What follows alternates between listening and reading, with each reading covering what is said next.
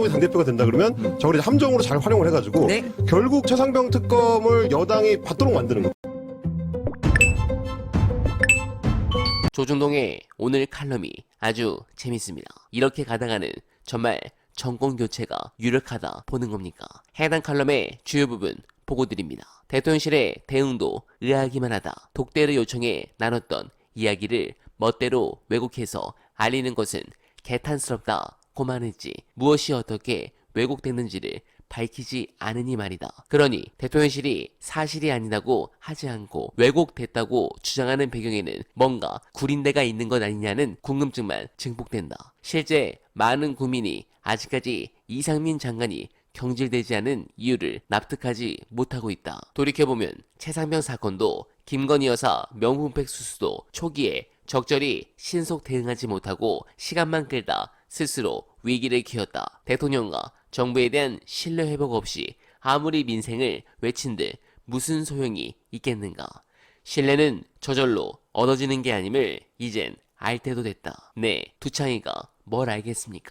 점점 여론은 심각해지는데 관련해서 어날바 최저가 구경하시면서 중요한 영상 보시고 이어가 보겠습니다. 근데 이제 만약에 한동훈이 당대표가 된다 그러면 저걸 이제 함정으로 잘 활용을 해가지고 네. 결국 최상병 특검을 여당이 받도록 만드는 거. 박근혜 최순실을 팠던 검사들 있습니다. 검사들. 파견 검사들.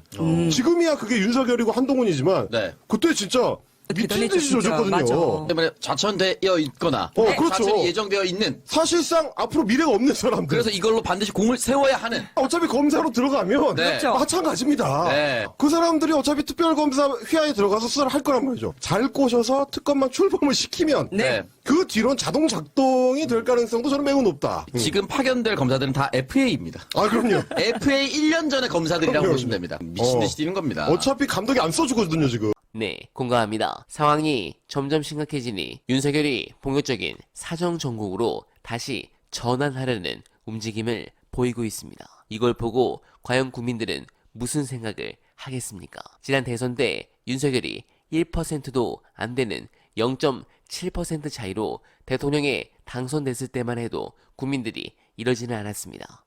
그리고 민주주의 정신에 따라 결과에 승복하고 민주진영 일부에서는 진심으로 윤석열이 잘해주기를 바라는 마음이 있었던 분도 있었습니다.